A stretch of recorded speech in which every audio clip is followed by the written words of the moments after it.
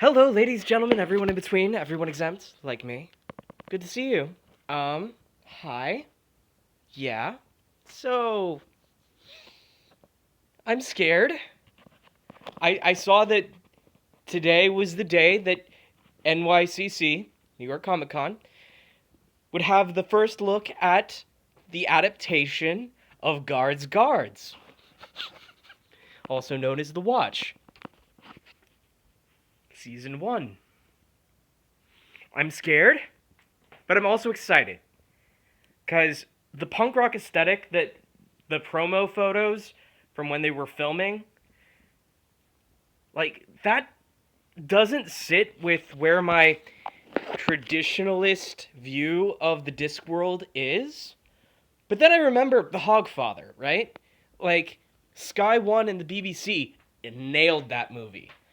And it was, to an extent, while very different from the book in certain aspects, just as good, right? And then The Color of Magic and The Light Fantastic, the two-parter movie, was good. Rincewind was a bit older, like more than a bit older than what he was in the books. But the actor pulled the character off perfectly. So it was like, okay, so the BBC and Terry Pratchett's work, like, they have a habit of adapting things slightly differently. And that's just part of what happens when you transition in the mediums. Like, if you lose the omnipresent narrator, you'll lose a lot. But I think the attitude of the omnipresent narrator might actually be as punk rock as you can get. Because if you think about Terry Pratchett's sense of humor, it was always about upending the status quo of fantasy. And what's punk rock? It's about upending the status quo of music, regardless of how hard you have to work in order to do that. And once you become the status quo, you have to then upend yourself. And Terry did that constantly in his books. So, give me just a moment, and we'll be ready for me to go ahead and react to the 28-minute and 2-second first look from the Comic-Con, yeah? Here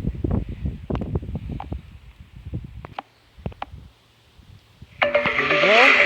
Advertisements. I don't really consider it I will warn you, I do not have YouTube Premium. So that's going to be popping up, looks like, another 5 times. Hey everybody, I'm Yvette Nicole Brown, your moderator for today, and welcome to our virtual New York Comic Con panel for BBC America's The Watch! This show is in a category all its own. It is hilarious, uplifting, insightful, and a little bit dark. The Watch follows a group of misfits, the City Watch, who are forced to find the guts to save the world, surprising even themselves in the process. Our heroes are up against trolls, wizards, and other supernatural creatures who have an evil plot to resurrect a great dragon, leading to the destruction of life as they know it. Yep, I said a great dragon. So, to talk us through this wild fantasy world, I'd like to first welcome showrunner Simon Allen and executive producer Richard Stokes. Hi, guys. Hey, how you doing? I'm good. So I want to start with you, our executive producers. Can you tell me exactly how this project came about? Sure. First of all, just tell you how happy and proud we are to be here and sort of talking about this show. It's been a long time coming, so we're very proud and very excited to be talking about it. Several years ago, BBC Studios did a deal with Narrativia, which is the estate that looks after the Sir Terry Pratchett books. Yeah. And Pratchett is a bit of a literary phenomenon in the UK and Europe and other parts of the world. He's sold over 100 million books. He's been translated into 30 plus languages. And he is incredibly inventive. His books are full of incredibly rich, wonderful characters, amazing environments. They're extraordinary books. And we optioned what's generally considered to be the sort of crown jewels of that series, which are the City Watch books, as you mentioned, which is about Captain Sam Vimes and his motley crew who patrol the fantasy streets of a city called Ankh-Morpork. And the books are incredible. But what was very clear from the early part of development was that none of the books individually lend themselves to an 8-part series, and that's what we were making. So we had to do a sort of pick and mix of the best bits across the range of books and invent our own series, invent our own world. And that's where, with everyone's blessing, Simon came in. who was able to sort of do his own unique and original take on the characters and the stories, and that's what it was attractive to BBC America, to have a show that was original, had a sort of anarchic, irreverent wit to it. You don't need to know the books to be able to enjoy the series, and that's one of the most exciting things about it for a big audience. And so Terry Pratchett, who sadly no longer with us, but his books kind of gave us license to do that. He created his characters in this amazing multiverse, and so what we've done is we've sort of said, well, look, our show is in the corner of this little multiverse, and we've been able to do something unique and original with that, and we're incredibly proud of it, and we can't wait for an audience to see it. Yeah, they're in for a great ride. We've seen a lot of that, where show creators will work from source material, but then go on to create their own stories, like Watchmen or Killing Eve, or even The Walking Dead. Simon, can you talk a little bit more about that? Oh yeah, I mean, firstly, Terry Pratchett, I mean, it's inspired by Terry Pratchett because Terry Pratchett is inspiring. And if you don't know who Terry Pratchett is, if you've never heard of him, or you haven't had the pleasure of reading one of his books, what are you doing with your life? Go find these books right now, because they will change things for you. They will change you. They are extraordinary. And it was such a gift and such a privilege to be able to take these characters, some of his most iconic and amazing characters, the City Watch, who were these kind of flawed but adorable band of magical misfits in a corrupt fantasy city that they're kind of loitering in the margins of when we meet them. And it's so kind of, the world that he wrote and we base our show in, is so kind of warped and upside down and off its axis. And the city is it's ruled over by a dictator who largely uses sarcasm more than anything else. But and that character, Lord Vetinari, is brought to life by the stunning Anna Chancellor, who just has such a ride with this role. She's like, I mean, it's like one of the most outrageous, shameless things you've ever seen. She just ate it up and absolutely adored it. And her kind of big innovation for keeping the city under control is to figure that if there's going to be crime, you might as well organize it yourself. So she set up these guilds. There's like an assassins guild and a thieves guild, where they're allowed to like commit a certain amount of crime. And what that does to our heroes, to the City Watch, is it kind of pushes them further into the margins. It means they're impotent. They can't kind of do anything. And the story is about how they kind of fail and fumble and comedy their way from the margins of this world into the center. It's a story about how they begin to realize that they can do more than just watch, and that actually they've got to make some tough decisions about the things they're going to let slide on their watch, which again, you know what I'm saying. There's a kind of sort of resonance there that I think everybody can identify with. So it's a show about hope in the face of helplessness, but it is also a completely insane, demented, absurd, riotous comedy romp. And I think one of my favorite things about it is it even has a personification which Terry Pratchett created of death, who wanders the streets and kind of gets mixed up with our heroes quite a lot, because they're always in near-death situations, and he turns up to kind of collect their souls, and then they get themselves out of it, and he's kind of like, what? You're messing with my schedules. This kind of grumpy comedy death who's absolutely amazing. And I just think it's a show that's got so many things in it that have never been done before, never been seen before. It has an energy that's so hopeful and joyful and unique. And I think if you give it a shot, I think you'll end every episode feeling up rather than down, and feeling like maybe you can do something on your watch too. I don't really consider it gear.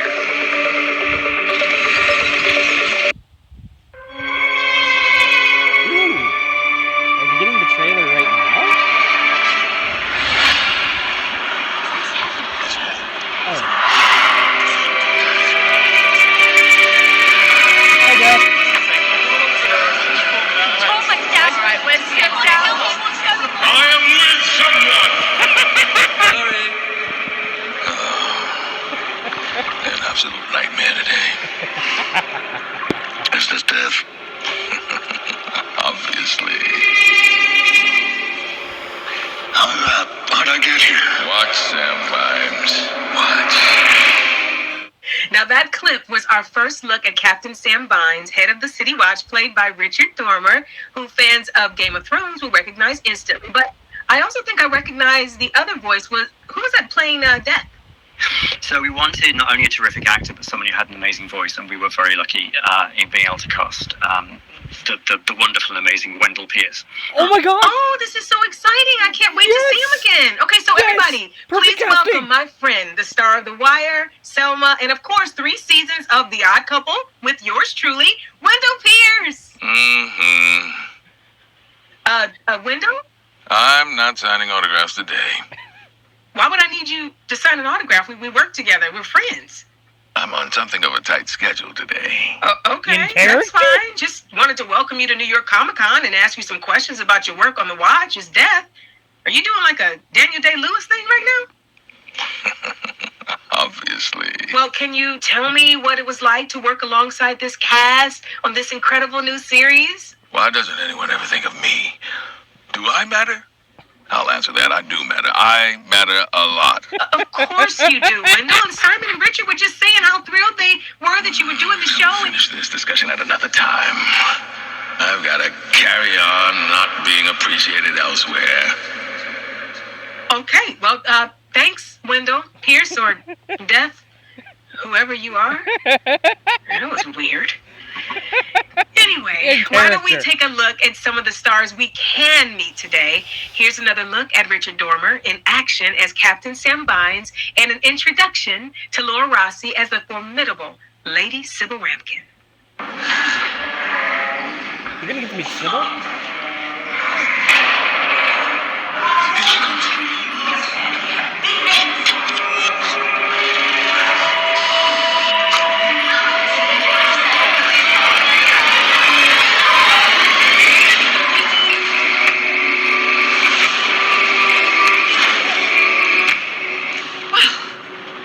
I hope you're better behaved than he is today. Excuse me. We raise hands if you want to speak. Hands. Hand. Raise your hand. Hand. Raise your hand. Yes. You're on fire. Oh. So I am. He always gets like that when I try to worm him. I don't really consider it Come on. gear.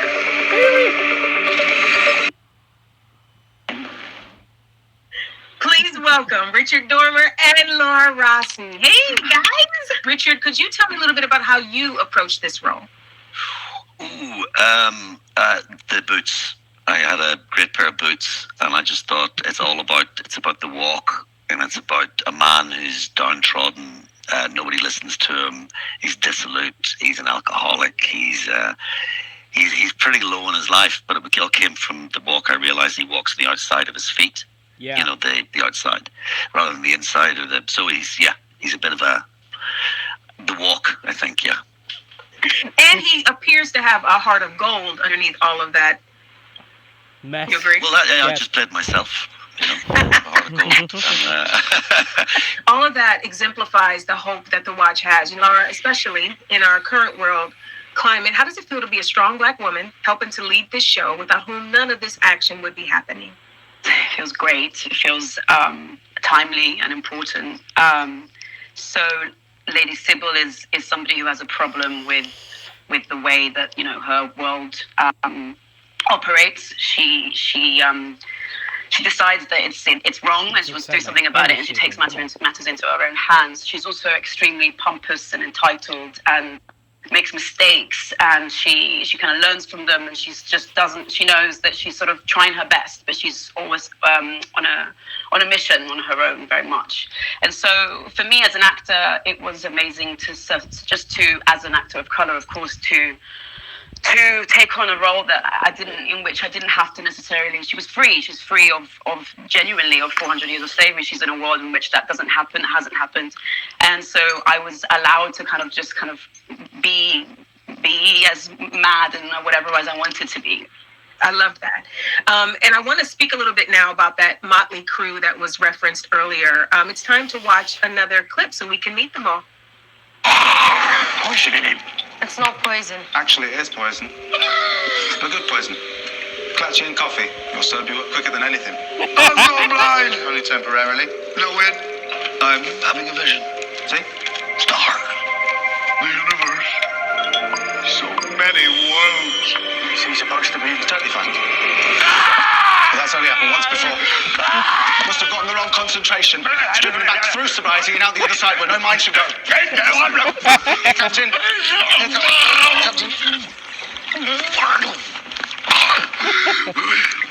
Too You sober. need another sip. Otherwise you'll start seeing that pixie in the corner of your eye. His name's Trevor. He cannot be reasoned with.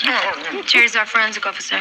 Nothing she doesn't know about potions and powders. She. She. Me.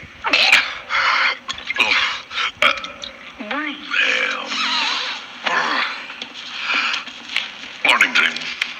I don't really consider it gear. It's an extension. Well, you just saw them. Please welcome Adam Hugill, Marama Corlett, and Joe Eaton Kidd. Hey, everybody. I'm going to start with you, Adam. You play Constable Carrot, the adorable Constable Carrot, who's Very new to adorable. the City Watch and disheartened to learn that Ankh-Morpork is not all that he had dreamed. Can you tell us how you joined the project and a little bit about Carrot? Yeah, absolutely. So we meet Carrot right at the beginning of the story in the first episode, and he's just arrived in Ankh-Morpork, and he's very fresh-faced, and he's just arrived from the Copperhead Mountains, where he was brought up by dwarves as a child, and believed all his life that he was a dwarf. Though he found out very, very early on that he wasn't a dwarf because he was over 6 feet tall and a little broader than most of the dwarfs who were mining. And I believe in the books his nickname was Headbanger because he'd always bang his head because he's a lot taller than the corridors. I do that at my grandma's house a lot. So yeah, he arrives in Ankh-Morpork and he finds it's a lawless place and there's no real power in the watch, and he was expecting justice and a job to fight crime, which, you know, coming from a place suddenly where he doesn't have any real parents or ties, he's an adoptive son abandoned at birth, he needed somewhere to call home, and he thought the watch was it, and he arrives and it's not all what he thought. All right, moving to Marama, you have the distinction of getting to play a werewolf. Can you talk a little bit about what it's like to play someone who literally has two different sides to them? Yeah, I guess she's conflicted. So When you Angua. first meet her, Angua is very guarded and feral, but deep down she's riddled with fear of what she can become and what she could do to the ones that she loves and ones that are in her life. So, and then Carrot comes around and she finds his enthusiasm quite jarring, I'd say, at first. But then as we go along, she finds that his positivity is exactly what the watch needs to move forward in the story. So that's 2 for 2. And then they form, a close relationship that evolves through the series, which is very exciting. Joe, you play Cheery. Hi. You play Cheery. I love Cheery so much. Cheery is someone who's also not from Ankh-Morpork and who's on a journey of their own. Can you talk a little bit about that? Cheery is like Carrot from a dwarf mine. Unlike Carrot is an actual dwarf, but in that said world underneath the ground, Cheery actually deals with a system that's in place that I don't think that Carrot actually has to deal with that, but it's this particular community they have, as opposed to in our world where we have a binary gender system, they have a unary gender system where everybody presents as a man. Mm-hmm. So they have the facial hair and they have the hat. I don't know. They have everything that says what a man is,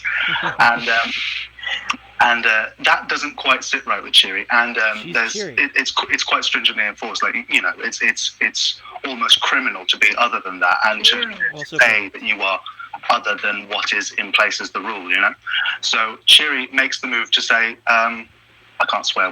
No more. I'm not dealing with any more of this. I'm going to get away. And so she essentially runs away and finds out Morpork and starts using different pronouns in protest of having used he all this time. Mm-hmm. And as time goes along, I don't know how much I'm allowed to say, but you can say anything you want to me. No, I don't want to know. Don't spoil. I'll tell you later. Okay. What happens is, a lot of what identity means to Cheery does come into question as the series progresses, as the events unfold, I suppose. And there's a lot of queer magic, as Simon said. There's a lot of queer magic. Yeah. The Watch was shot in South Africa, which is a long way from home for all of you. What was it like shooting there, and how did you create this amazing set that seems like a completely realized world? Let's start with that, Simon. Well, it was, we went over there, and the first thing they showed us was this incredible, really brutalist, weird kind of car park. And my first concern was this dog that was in there that was sort of looking at me. This was a dog that had seen stuff. Do you know what I mean? Yeah. And its eyes would follow you, and I was like, "Keep that dog away from me, man." But the dog was okay in the end. But no, my second reaction was, "This is amazing. We can build a universe around this, because it's a city in the books that's kind of, some people think it's Victorian, some people think it's medieval or Georgian. I always thought it was very contrary and weird and upside down, so I wanted it to have kind of old and new. Okay. And I wanted it to feel like a world that was fantasy with fingerprints, tactile. So it's guys and women in suits rather than CG all of the time. It's things you can touch and taste. And it really gave us a kind of centerpiece for building something, again, that I don't think many shows do, that's just physical and tangible and real and totally immersive. So, and it was wild. It was a wild place to be. I was just going to say, we should give a shout out to our amazing production designer, Simon Rogers, and his extraordinary team. Because, fully deserving a round of applause completely. His team, our lead director, Craig Viveros, they sort of worked very hard to sort of try and create a sort of unified world. We wanted something that sort of felt quite contemporary, but it should feel like a world that actually you could walk down the street yourself and meet these characters, and that was really important to us. So how was it for the cast? It was really hot. It's really hot, and I had to wear a really long green coat and boots all the time. But you were fly. You were fly in every scene. You looked good. It was amazing. I loved it. I loved it. Do you remember, Adam and Marama, do you remember going, there's a place we go, I don't want to spoil it, but we are wearing Wellington boots and 3 layers of like wool clothing. And we all have like, we're covered almost, like our faces are covered as well. And we were doing that outside on the hottest day of the year. It was 42 degrees, I think it was. Yes, it was so hot. It's 42. It was crazy. Wow. It was crazy. Outside all day. Yeah, it was almost unbearable. Simon, were we sat by a pool when that happened? We might have been. I'm not sure. Probably. No, it was amazing. Like we were lucky. It felt like you were really immersed in the world, because everything was built and it was there for us every day. It's like you literally didn't have to do too much imagining. It was all there for us. 360-degree sets, which is incredible. So you could look up 30 feet and you'd still see the set. And every direction wasn't, a line of crew just eating a sandwich or whatever. It was walls, it was cupboards, it was doorways.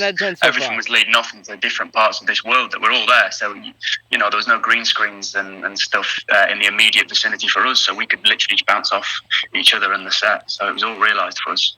Were you on a stage, or was it just like this whole piece of land just I thought it was going to be a stage. I thought it was going to be like this. Yeah, me too. But no, it turns out we were being shown set, and like the first time we saw it, it was literally concrete high-rises. It was just amazing that they'd utilised all this space and all these twists and turns and graffitied all the walls.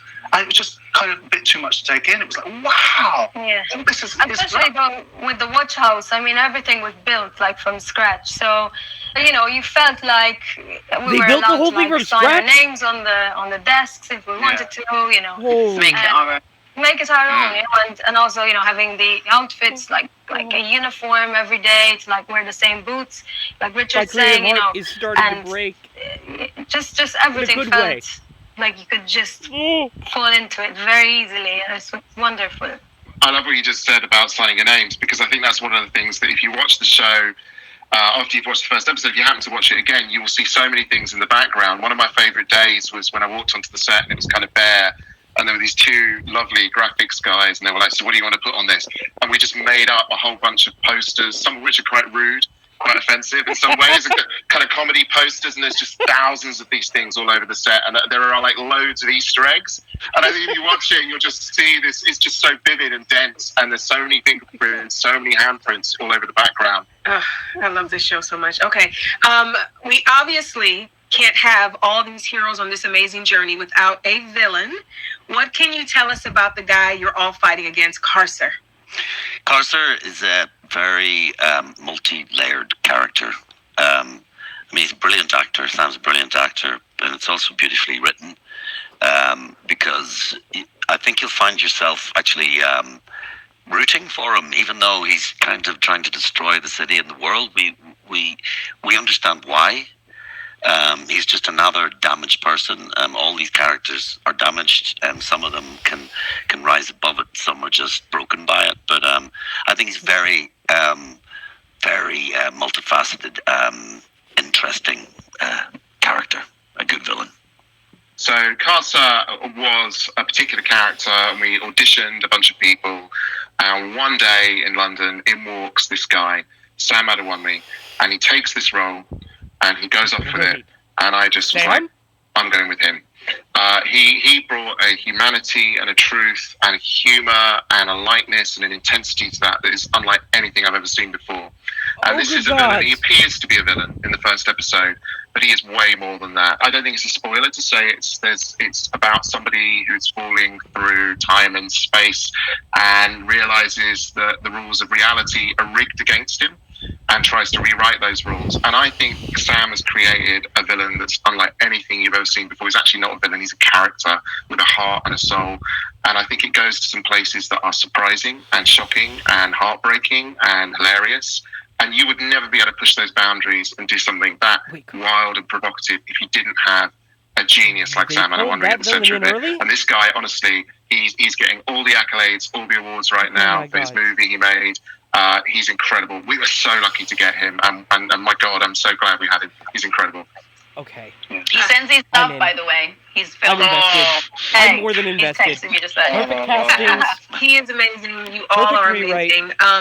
Before we wrap this up, we have to show you all just a little bit more of the watch. So how about a trailer? Here we go. The full trailer? Today, I am fortunate enough to have the Alienware M17 R3 laptop in front of me. This thing is so big. It is so pretty to look at, and it has the power to back it up. To have this kind of power be portable and not bulky, I'm blown away. I'm a Mac person. I'm a Mac. I honestly don't know what. The sudden appearance of this creature most likely to be a magical vibes. You will officially cease to pursue any further inquiries. You have the right to remain silent.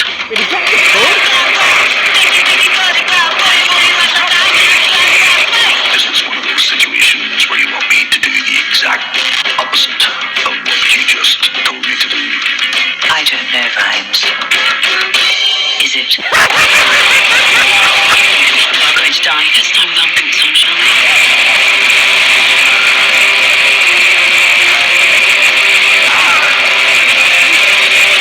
Something wrong with your hand, Vimes? No, sir. No, nothing at all.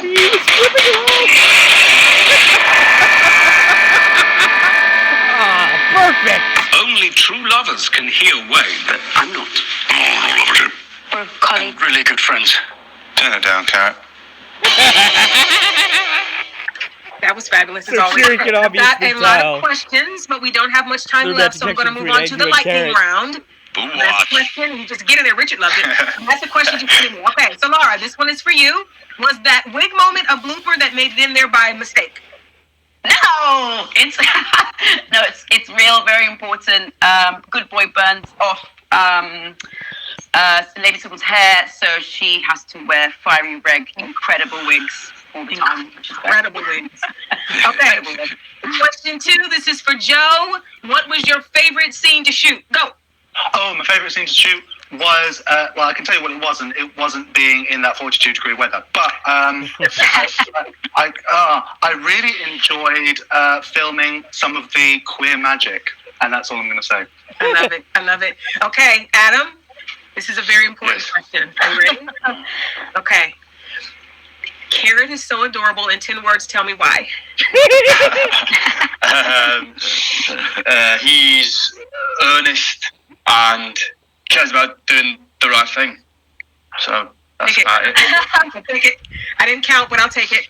Rama, I'm a shipper. Anyone that knows me knows I'm a shipper. So will we see some Carrot and Anwar romance? I'm getting a vibe. Ooh, I don't know. I mean, I might be a werewolf, but I can't read the future, guys. So I think you should just read that one.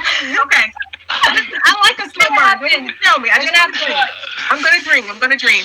Okay, Richard Dormer. How scared is Vimes of that president lady? Oh, terrified. Everyone should be terrified of Venatori. Regardless of who they are, Venatori is always the worst. Terrifying. Person. Okay, this last question is to Simon, Alan, and Richard Stokes. Did that sword just talk to us? Yes. Yes. It's the kind of show where we have a magical talking sword. So yes, it did. Matt Berry plays a talking sword called Wayne. So yeah, we're really excited about that. He's hilarious, and these guys have to interrogate him, and the comedy between them, the interplay with them is just it's really silly and amazing and lots of fun. Well, you heard it here, folks. Not only do you have all of these amazingly talented actors sitting right in front of you, but you also get Wendell Pierce and Matt Berry and dragons. You can't ask for much more. No, Thank you all for tuning in today to watch The Watch at New York Comic Con. We hope you all tune in again when The Watch premieres on January 3rd on BBC America. I see you all then. Woo! Love it. Okay, I am 100% invested in this. Fucking ads, man. Ads, man.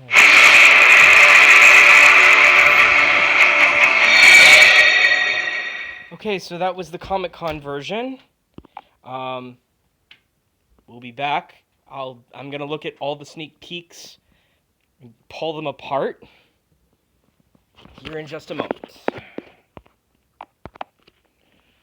All right, this is the City Watch sneak peek. Let's see. Poison in him. It's not poison. Actually, it is poison. A good poison. Clutchy and coffee. It'll serve you up quicker than anything. I've gone blind. Only temporarily. Little weird. I'm having a vision. See? Star. The universe. So many worlds. Is he supposed to be totally fine? Well, that's only happened once before.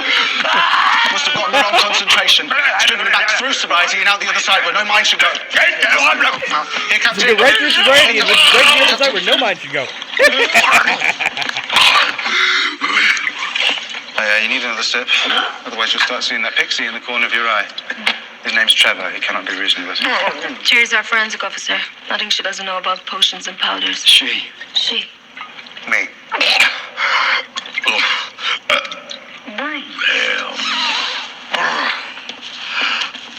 Morning, Tim. Okay.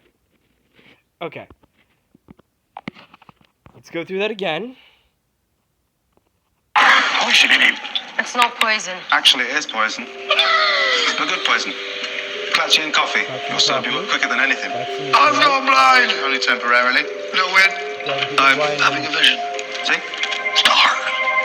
The universe. So many worlds. Is he supposed to be totally fine? Well, that's only happened once before. Must have gotten the wrong concentration. It's driven back through sobriety and out the other side where no mind should go. Here, Captain.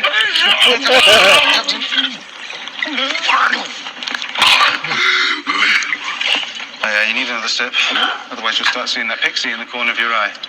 His name's Trevor. He cannot be reasoned with. Jerry's our forensic officer. Nothing she doesn't know about potions and powders. She. Me.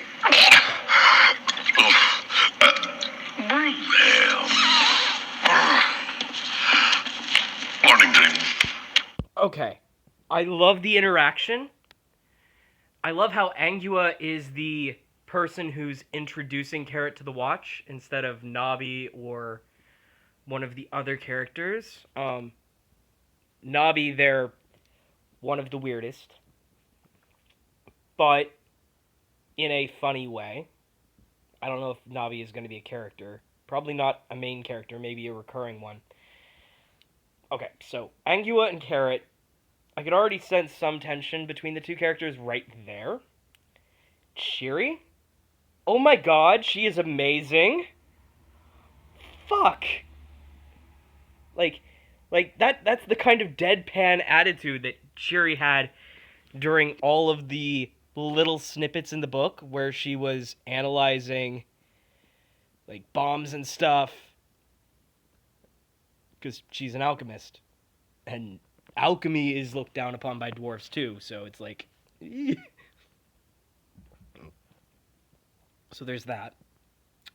Okay, we'll be back with a different sneak peek here in a sec. And then It's been 100 years, but he has.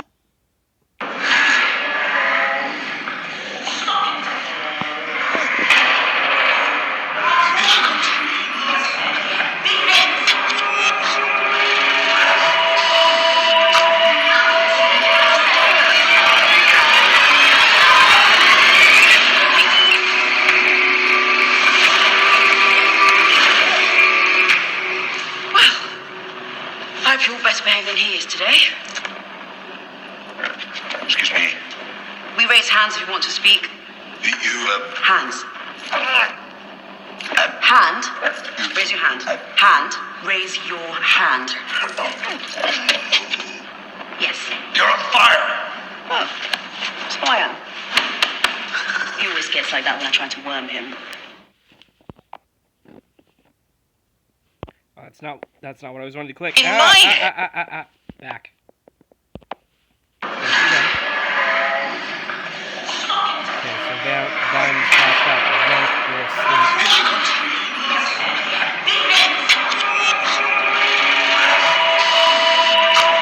Sybil's obviously coming back from trying to warn one of the smarter dragons. Which are basically like little chihuahuas that breathe fire. I hope you're better behaved than he is today. Excuse me. We raise hands if you want to speak. Hands. Hand. Raise your hand. Hand. Raise your hand. Yes. You're on fire. Oh, so I am. He always gets like that when I try to worm him. So, Vimes is imprisoned there for some reason? I think something similar happened in the books, but I'm not absolutely certain.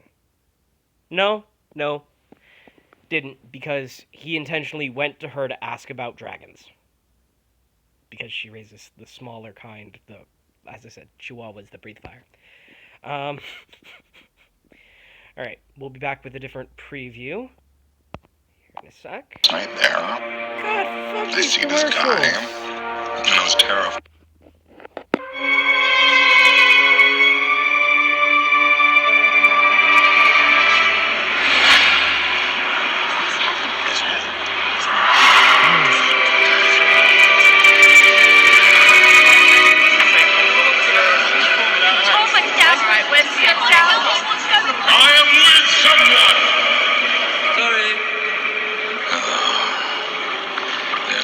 Nightmare today. Is this death? Obviously. How'd I get here? Watch, Sam Vimes. Watch.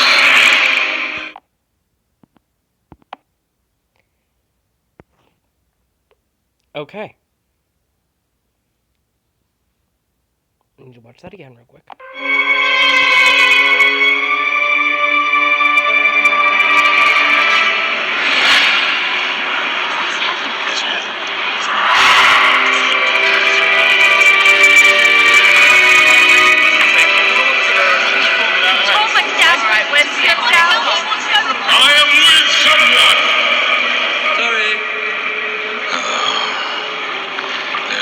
Nightmare today. Is this death? Obviously. How'd I get here? Watch, Sam Vimes. Watch. Okay. So. I'm guessing those voices, they're an absolute nightmare today. The whispers of the other horsemen, maybe? Or maybe other souls that need rushed over, but Sam is currently one of the more important members of the story, so he's taking time to actually talk with him. Or he's on a set schedule, and it's basically like a wait your turn. Sorry. That fits Death. Like, that is Death to a T. Like, there's no way around it. Death as a character, that's him. Alright, back in a sec. Today, we are making a cheesecake. Commercials.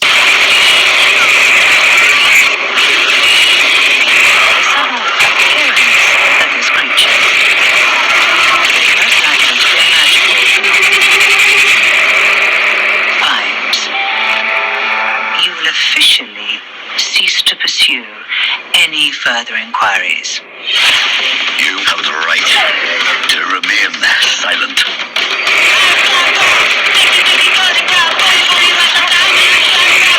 This is one of those situations where you want me to do the exact opposite of what you just told me to do. I don't know, Vimes. Is it? We are going to die this time without boots on, shall we?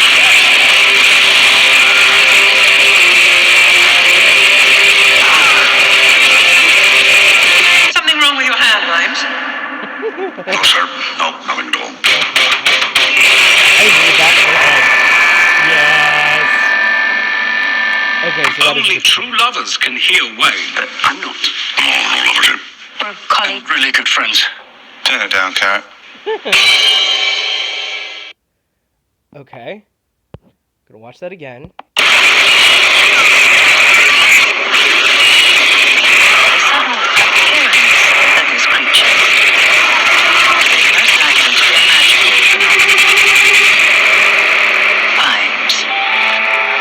You will officially cease to pursue any further inquiries. You have the right to remain silent.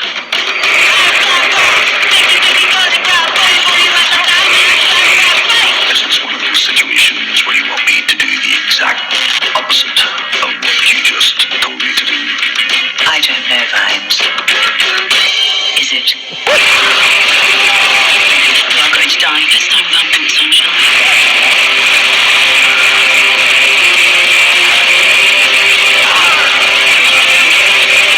Something wrong with your hand, Vimes? No, sir. No, nothing at all.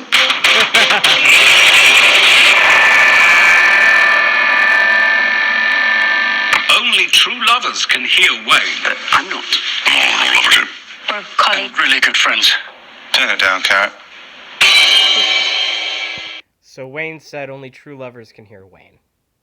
That is a slight change, but that enabled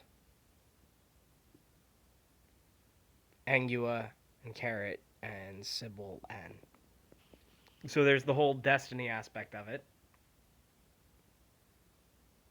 Ugh. Okay. So, I'm invested. BBC America, thank you for the previews. New York Comic Con, thank you for the panel. I absolutely love Cheery. She is going to be amazing. I love Angua. I love Carrot. I love Vimes. I love Sybil. Heck, I even love Death and Venatori. Like, casting on point. Well done. Well done, everyone. I'm the kind of person, like, regardless of which side of me is active at any given point, the feminine or the masculine, that appreciates good casting, regardless of what happens. Like, there's probably going to be that whole section of trolls saying, oh, Venatori has to be a man, or Cheery's supposed to be a shorter person, or Cheery's not supposed to look that masculine. Dwarves look masculine. They grow the fucking facial hair. And also, as evidenced by Carrot, dwarves will accept anyone. As long as they're a part of the culture. So, F you. Cheery is amazing. Like, That line back in the sneak peek about the watch, about you might need another sip or you'll see that pixie, Trevor. You'll see that pixie in the corner of your eye. His name is Trevor. He cannot be reasoned with. And saying it so matter-of-factly, which, for the disc world and what passes for science and alchemy and magic, the pixie named Trevor being a stable thing. Just, it's perfect! It's perfect! And Shuri delivered that line. Bam! Like that. So bluntly and matter-of-factly, it was perfect. Like, Shuri's analysis of things that are scientific or alchemic in the books was that matter of fact and that straightforward and to the point. I love this actor. I love this actress. I love this group of actors. I love everyone they picked. Well done. Well done, BBC. I applaud you. And I'm holding my phone, so snaps. We'll see. We'll see.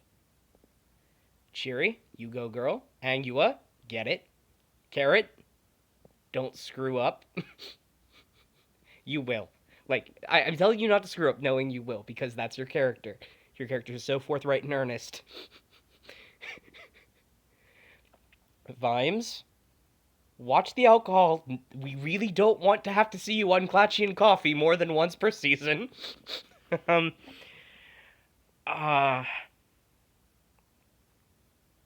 Sybil, keep the dragons in line. You will, because that's just who you are as a character. Venatori, girl, queen, you on fire. And Death,